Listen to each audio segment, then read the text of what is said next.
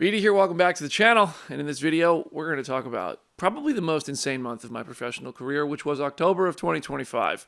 If you're new to the channel, welcome. I'm not sure how you found this video, but maybe you'll enjoy it and you'll stick around. If you are not new to the channel, you are one of the people who have helped me close in on this 100,000 subscribers mark. I've done the math. If I can do like 100 subscribers a day between now and the end of the year, I can have 100K and get the plaque before 2026 hits.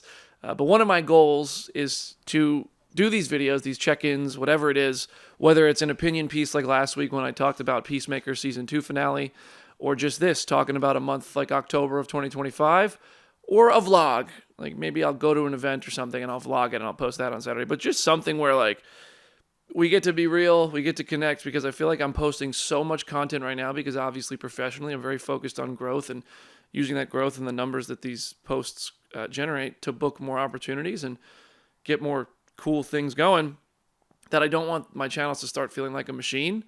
I want to make sure that when I post on Instagram, it has a very authentic caption, unless it's, one of the reels that I do enjoy posting. I love getting this content to share. That's what really grows it. But I also want to make sure that like people are able to feel like they're connecting with me and not just like some kind of content farm. And I never want to be that. So it's walking that line. But this video, we're going to talk about this insane month of October, which was New York Comic-Con, Peacemaker stuff, starting some future stuff, which I'll share here. And what else happened in there? Oh, OVW. You see that belt back there? I am an OVW champion at the time of recording this. I'm recording this on Friday night. It's Halloween, and I'm posting it on Saturday morning, November 1st. Just to do like, instead of an Instagram dump, which I will do, a YouTube dump about the month.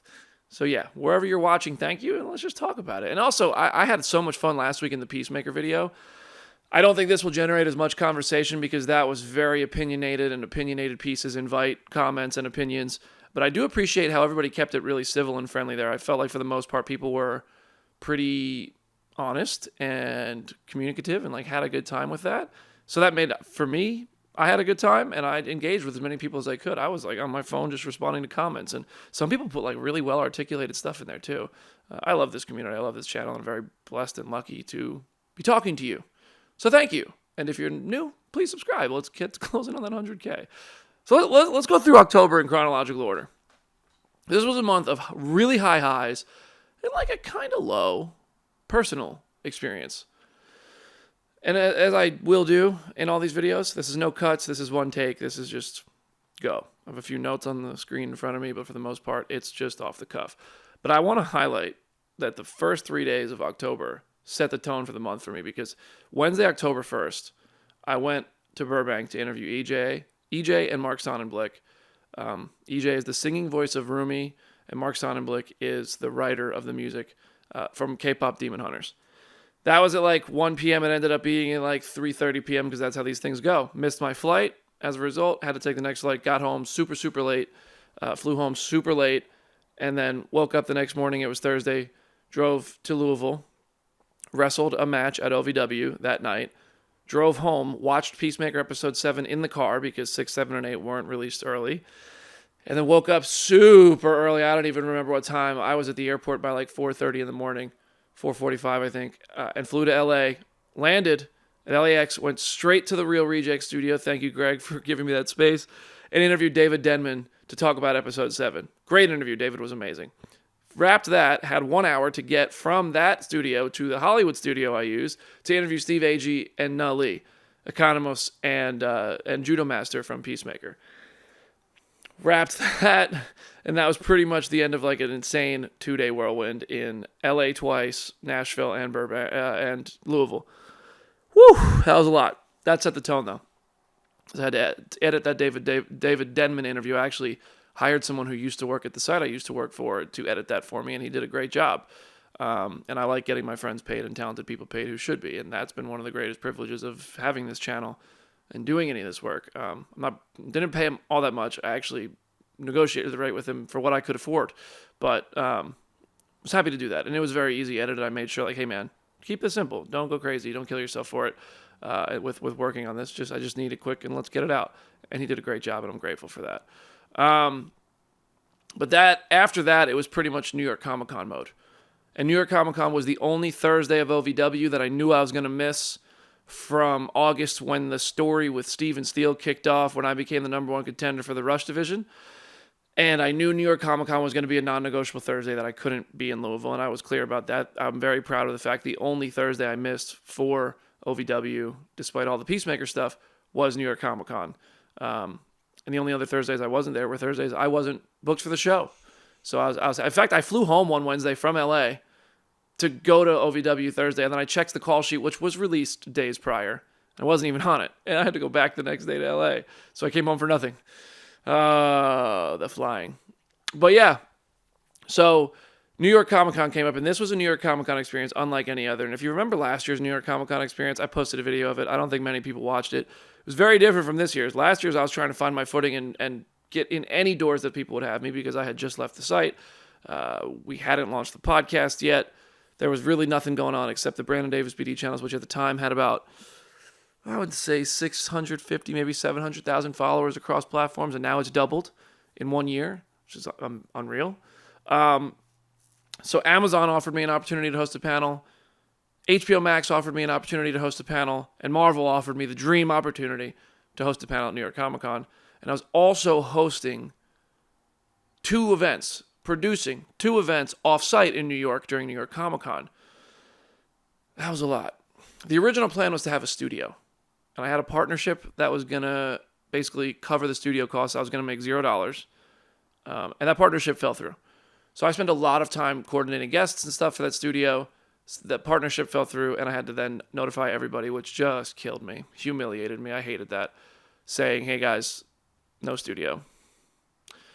I hate doing that, because I always just feel like I'm trying to keep my seat at the table as this independent content creator in a journalist, influencer space, whatever it is. And I don't like to not be a man of my word when I say I'm going to do something. That sucked. But probably not the end of the world.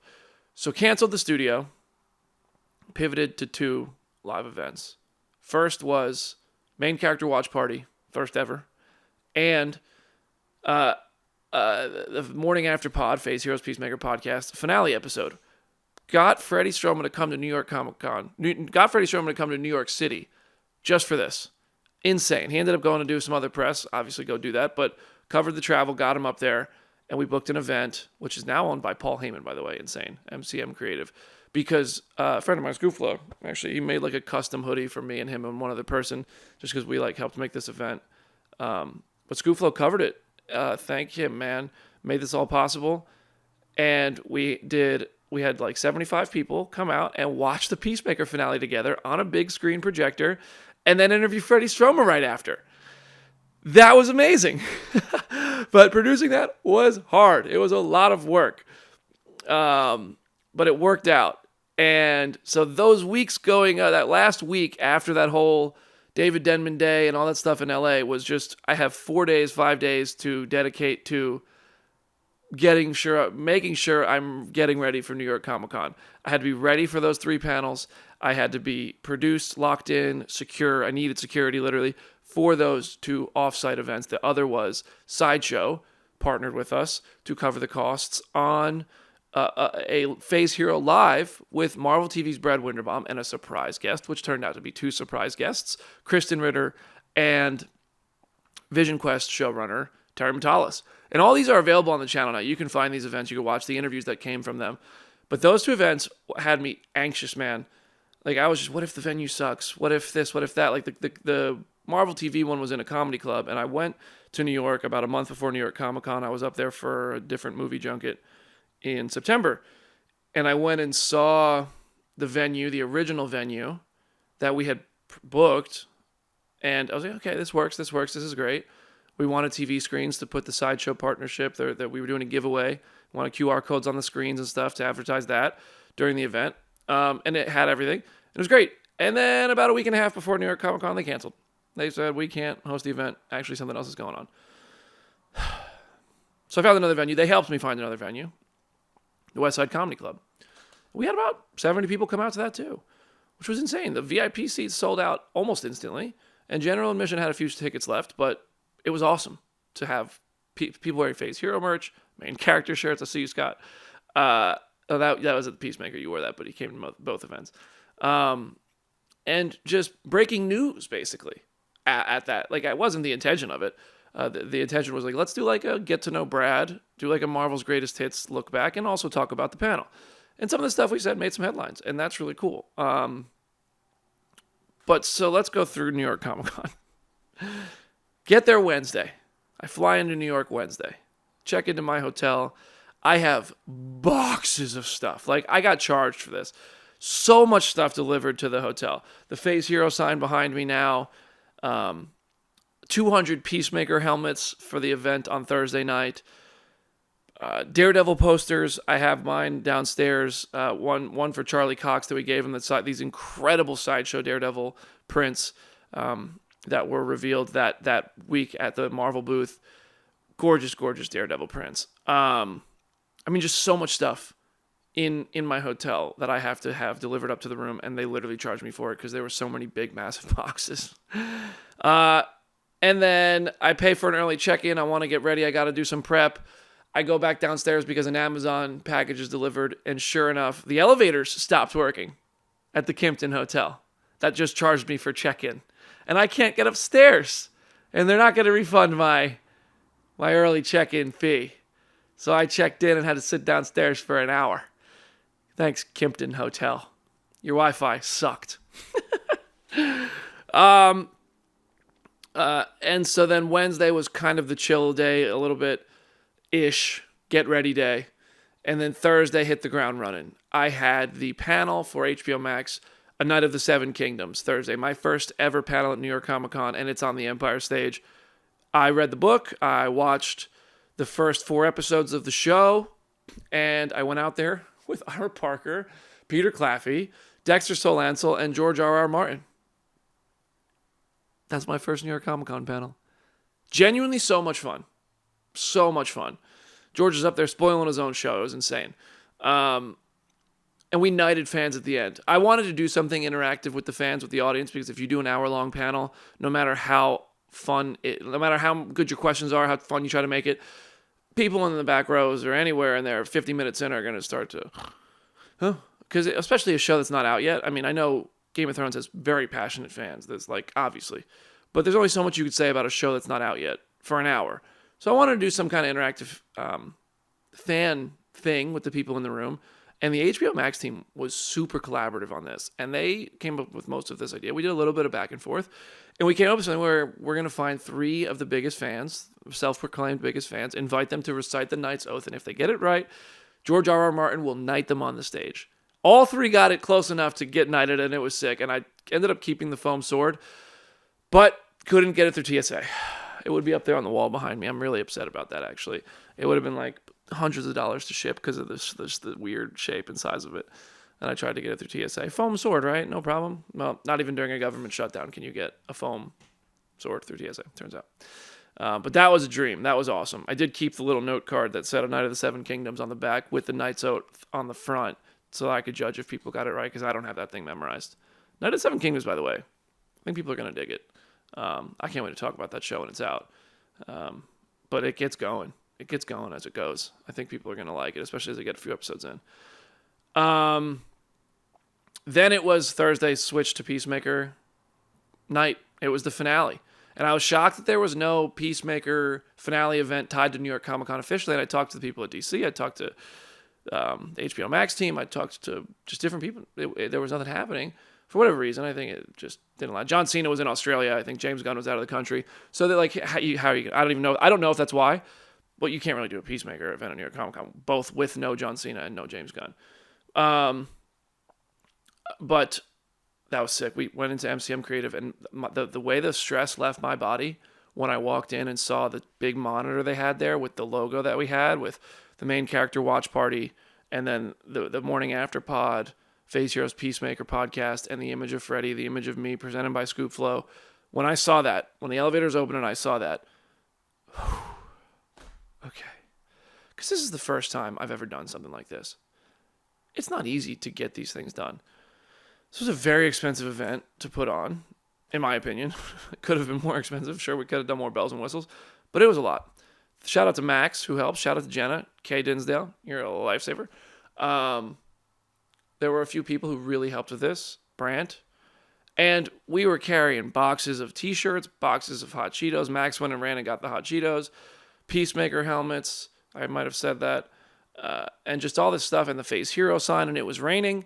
And we brought it all in and we set it all up in about 45 minutes. But MCM Creative had a lot of stuff already set up for us. Like they had the screen, the seats, all this stuff on risers. It was amazing. So cool how it looked. I was so proud of it. And we put the Face Hero sign behind the projector screen. So when it rolled up after, you saw the LED, and I was like, oh, that might be a cool little moment. I don't know. I thought it was cool. And then Freddie came in. A very important person from the DC Studios team was there with him. And I was like, this has to look good. I have to impress these people. I want to do this again. And I think we did. We did a really good job. Except for the fact that when I first started the podcast with Freddie afterwards, I didn't press record on this very Zoom recorder right here. And I noticed it as soon as I did the intro, but that was a little embarrassing for me. And I was like, shit. But that's what you're doing this with such a small team. I do a lot myself. A, I'm afraid to ask for help. B, I'm afraid to accept help. But I have accepted help lately, and I am grateful for that because people like Scoopflow, Brant, and like Scott Autry, who I'll tell you all about in a second, they've been super helpful. And they're not doing it for me to shout them out. I'm shouting them out by choice. And that event went really, really well. I was really proud of it. The thing is, I'll get to my feelings summary on all of this in a bit. So then Friday comes, and the goal was to get that Freddie Stroma interview up as quickly as possible. My video editor's on the West Coast. I told them, hey guys, stay up late, expect the footage late. I need this Friday morning. The guys who I had do the recording on Thursday night weren't able to send the files on Thursday night. Only my clips guy got it, and he got it really late, / early in the morning, New York time. He was already asleep. So that was a major, major setback. So I had them, they literally brought me a hard drive Friday morning to my hotel, but that meant the final prep I wanted to do for the Invincible panel and just content I wanted to capture at New York Comic Con on Friday before the Invincible panel, because the Invincible panel was not until 5:15 p.m., was out the window. I started editing the video myself at about 11:30, 12 o'clock, exported it right about 3:34, called an Uber. The Kimpton Hotel Wi-Fi sucked, so I personal hotspotted my computer to my phone and uploaded it from an Uber on my way to the Invincible panel. Thankfully, I had done my Invincible panel prep before. Usually I do it day of. I really do plan to do a couple hours of prep day of, something like that. And I did not. I did it in advance on this one. And I'm really glad I did. Also, the Amazon team provided so many talking points. It was super helpful. But I missed the whole day at New York Comic Con on Friday and uploaded it from my computer and got out and went straight to meet with the Amazon team to go on, basically meet everybody real quick and get on stage. Friday kind of sucked until the Invincible panel. The Invincible panel was a blast. So much fun. Robert Kirkman, Gillian Jacobs, and Stephen Yeun on stage. Just awesome, awesome panel. And then Lee Pace comes out, and he's the voice of Thrag. That was sick. Great intro for him. That was a lot of fun. Friday night, did I do anything Friday night? I don't remember. One night I went to the Sonic Boombox thing. I think it was Friday night. That was the only time I really went out, saw some friends. Didn't stay out late. It just was on the block of my hotel. A friend was able to say, hey, I can get you in. So I did go to that. That was fun. I was there maybe a couple hours, and I called it a night because Saturday was a very big day. Saturday, wake up, realize that the Freddie Stroma stuff isn't performing as well as I wanted it to, because not having it up Friday morning immediately following Peacemaker meant that the trends already shifted and people were on to the next thing. It did well. But that, 9-hour delay sucked. I mean, it cost me a lot of money. It cost me a lot of views. It cost me a lot of growth. But bottom line is the event went well and the viewership was still there. But yeah, that sucks. Saturday was amazing. Marvel TV and animation, what's next panel? That was sick. Absolute dream, man. I mean, I'm backstage taking a Getty photo, all the professional photos from Comic-Con, and going down the line, it's Sir Ben Kingsley, Yahya Abdul-Mateen II, Brad Winderbaum, Kristen Ritter, Charlie Cox, Paul Bettany. It was insane. It was insane. Juliet Eric Leewald, from X-Men '97. That was a pinch me moment. Go on stage, just have the time of my life hosting that panel. That was an hour of just incredible stuff. I forgot to mention, Thursday morning was the rehearsal for this. So I was at New York Comic Con before it opened Thursday morning, and I got to see all the footage and stuff and just tell no one. I saw that Vision Quest teaser early. Oh my God, so good. It looked like the Willem Dafoe meme looking up at it. That was sick. Thursday morning was cool to go do that run through. The Marvel team was super collaborative, and I wanted to make sure they got what they wanted out of that panel, and I delivered it how they wanted me to, because that's, you guys know me. I mean, look around this room. Like, maybe, I don't know, I got Superman behind me. I'm sure there's tons of Marvel stuff. Yeah, over there's the Infinity Gauntlet. The Marvel panel at Comic-Con has always been a dream for me, specifically San Diego. But, like, there's a picture. Marvel on the big ass screen of that Empire stage, and then my little ass looking like an ant underneath it. And when I saw that, I was like, wow. Genuinely thrill of a lifetime.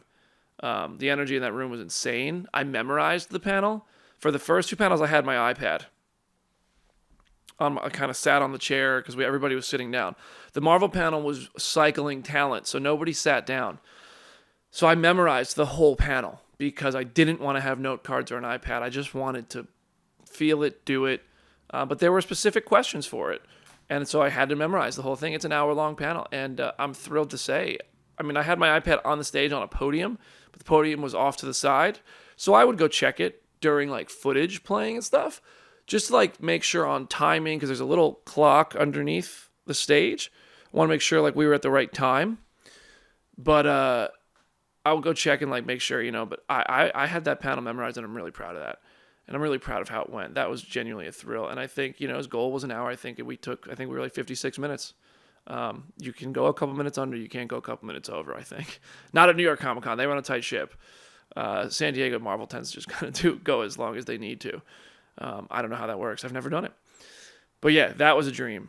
And so Saturday night, I had dinner with my sister, who came to town to watch the panel, and her husband, my brother-in-law. And that was really cool. Nobody's seen me do that. And they were really impressed with the panel. It was cool to let my family, or not let, like, have an opportunity where my family saw something like that. My sister's not super, like, I don't think she really understands what I do. I don't think most people understand. I don't really understand what I do. Like, people ask me, what do you do? I'm like, oh, I don't know how to describe it. But I don't think you can really describe it unless you've been in the room at Comic-Con. And she's never been to a Comic-Con, let alone in the room for a Marvel panel. And the energy there is insane. And it was just cool to hear what she thought of it and, like, what my family... I wish my mom could have come. But hey, if I do San Diego, we'll make sure mom is out there. The dream is the Marvel panel at San Diego. And hell, if, like, the two unchecked boxes of my career at this point on the professional side, aside from stuff I'm trying to do now, like new stuff, like the dream bucket list is Marvel, just Hall H in general, but, like, Marvel's the one I've always wanted. I've put it on the pedestal. And interview Robert Downey Jr. And, like, if they go to San Diego Comic-Con, you'd think they might go with Avengers Doomsday. Like, imagine the two of them. He's got to be there. Oh, my God, that would be insane. That'd be so cool. Anyway, so that was Saturday, Marvel panel, dinner, all that stuff, relax a bit. Sunday is the Marvel TV event that I'm putting on. So guests shifted. I didn't know who the surprise guest was with confirmation until quite late. I just knew we were going to have a surprise guest. There was different ideas, different plans, and they were shifting, and it ended up being Terry Metalis and Kristen Ritter, which is absolutely epic. But I wanted to have stuff to give to fans because I want to create I want to do more of these live events, and I want to create moments for people who come out. Like, it was a lot of my friends in the audience who are spoiled, and they're influencers and media. And when I say spoiled, I mean they get to meet a lot of the people they look up to and go to things like this and see things early and interact with people who make the things they like very often. I know a lot of people who watch, a lot of people who follow, don't get that experience often. Like, there are people who do. If you're in New York, you probably go to a lot of screenings. If you're a huge movie fan, you get to see your favorite celebrity introduce a movie you're excited for. But you don't get to, like, have this intimate experience and stuff like that. And so I wanted to have Jessica Jones stuff signed to give away, Marvel TV stuff signed to give away, and stuff like that. And I spent the Sunday morning running over to New York Comic Con. What better place to find such merch? Getting a few things, to give out, to get signed, to give out, and we did. I got some Jessica Jones comics.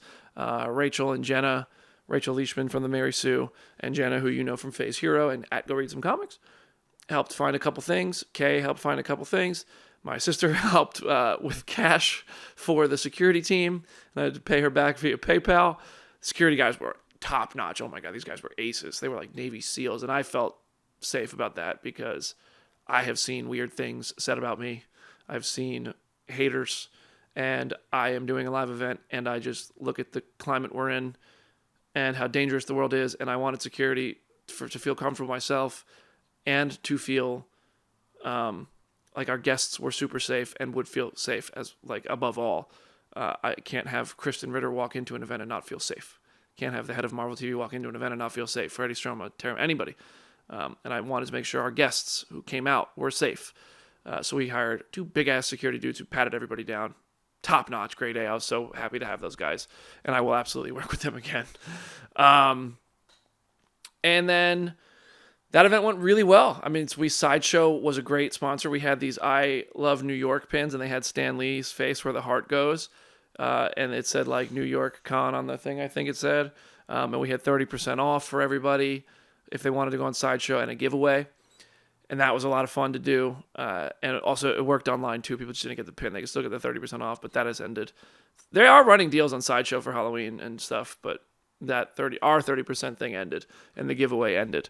If you won the giveaway, by the way, let me know. I want to know who won that, if it was like one of the people who found it from our show.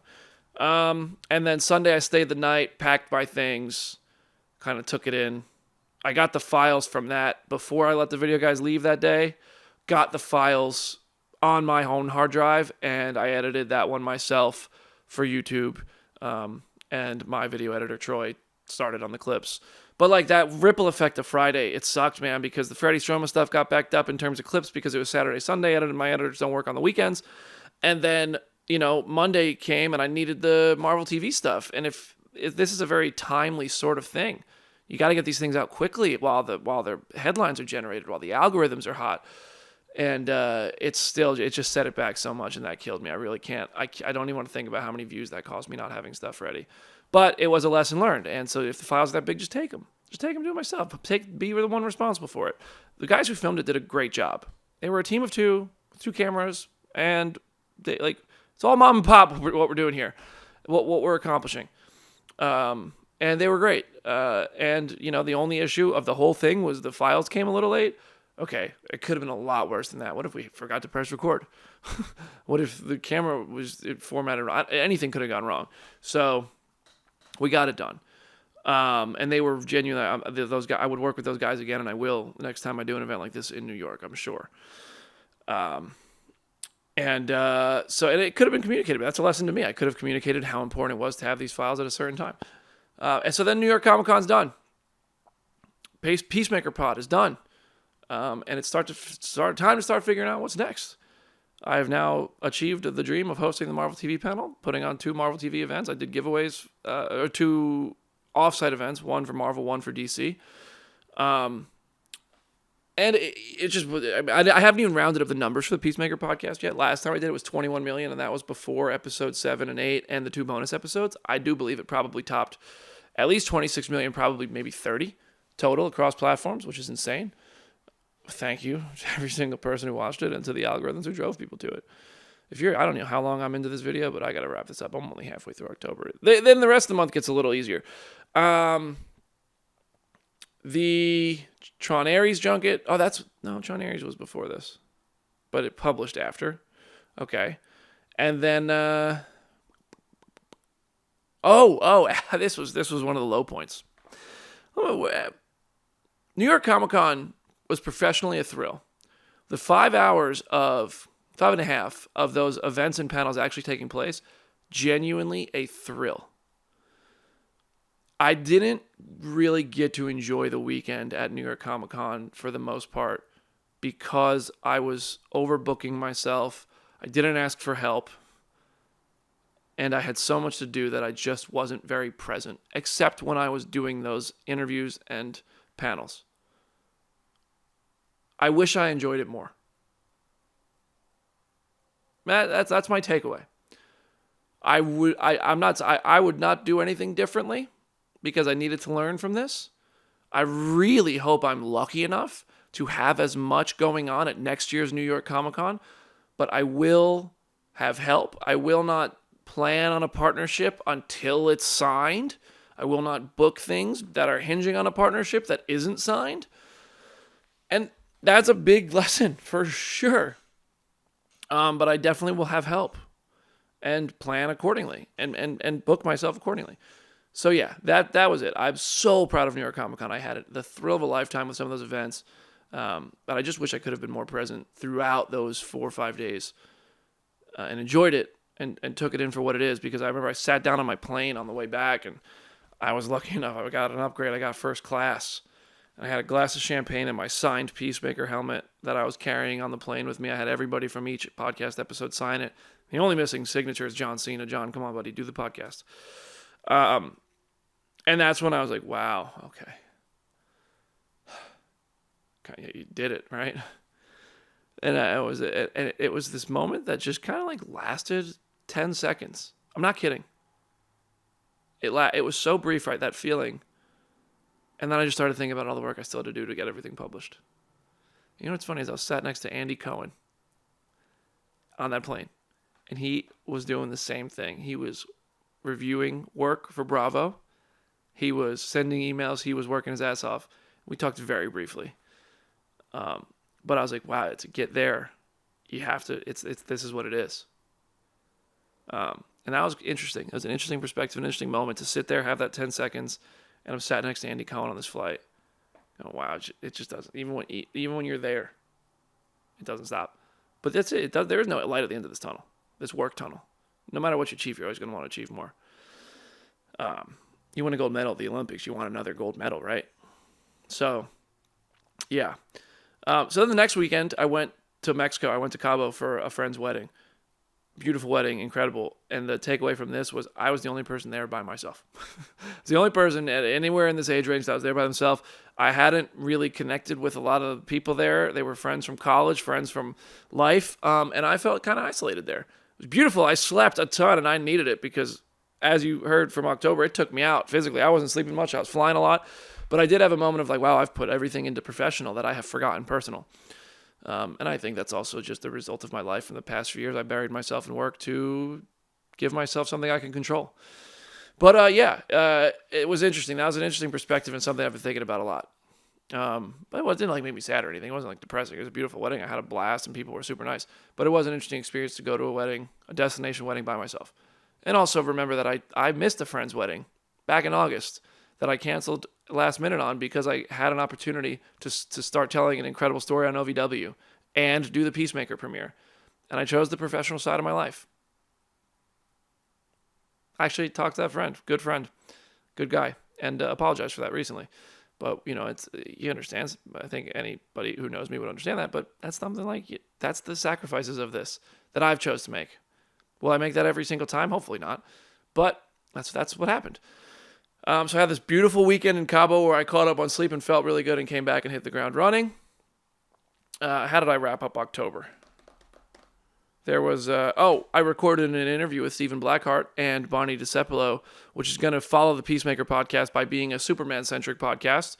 So that'll release soon. I was going to release it this week. I didn't have time to edit it, and I was going to release it next week, but Dan Trachtenberg is going to be on the channel talking about Predator Badlands. I'll talk about all the November stuff coming up in a minute. And then the OVW Hell Night, which was October 30th, which was last night at the time I'm recording this. Finally, the story's over.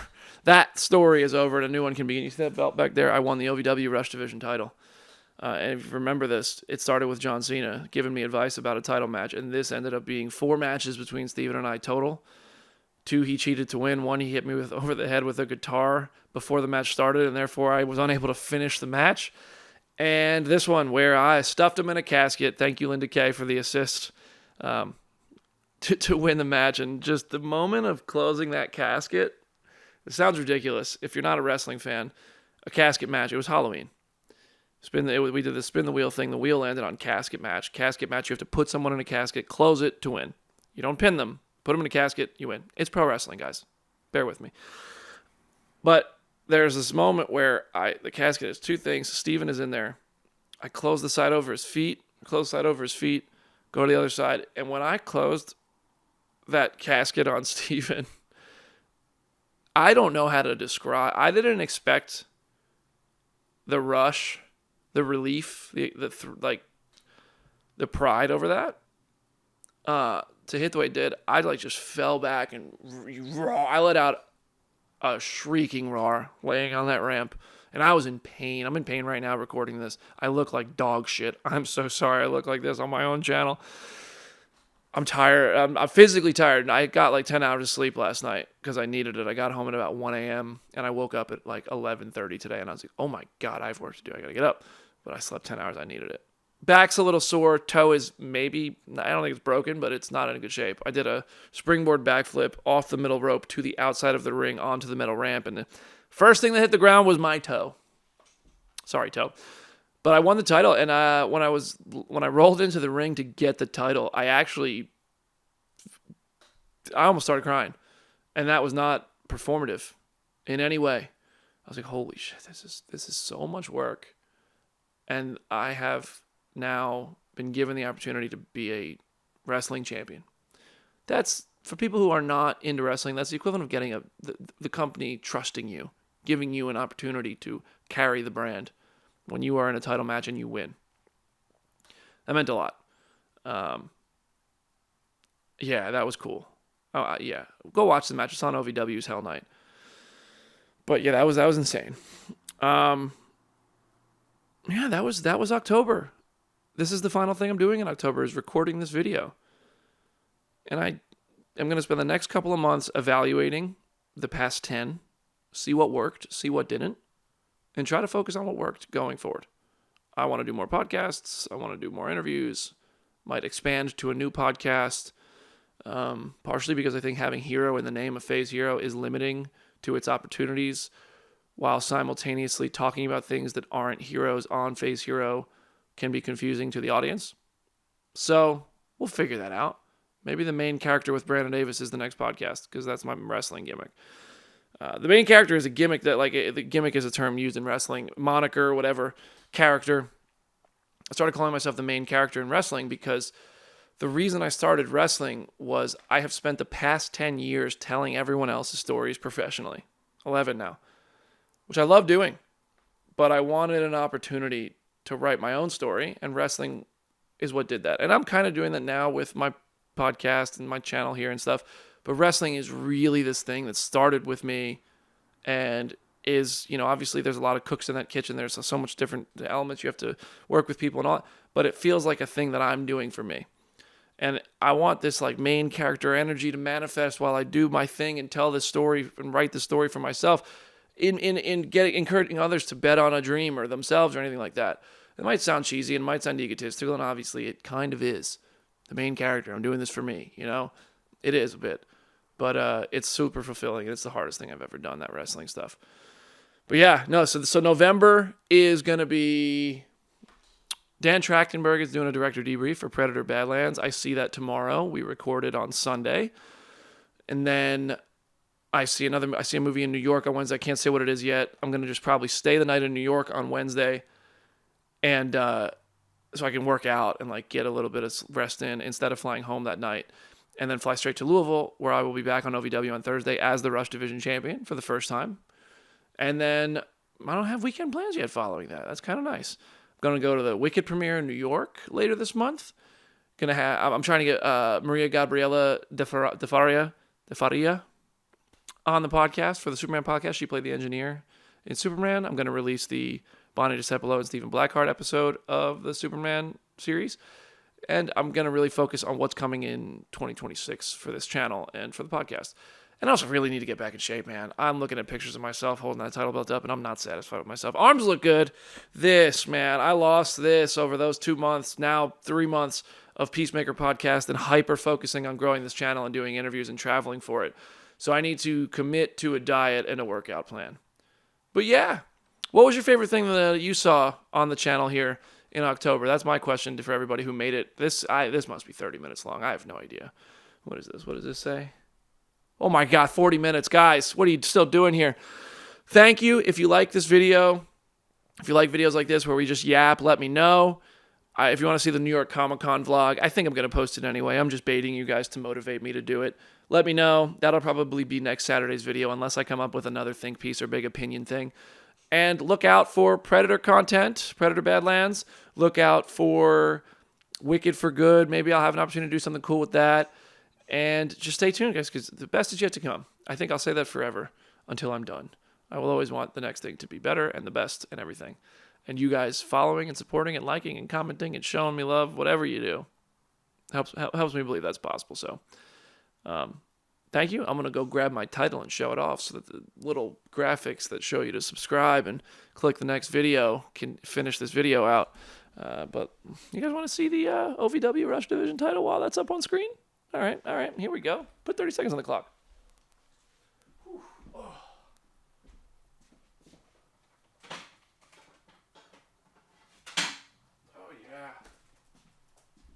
It was leaned up on a can of paint because I'm going to have it in the background of Phase Hero.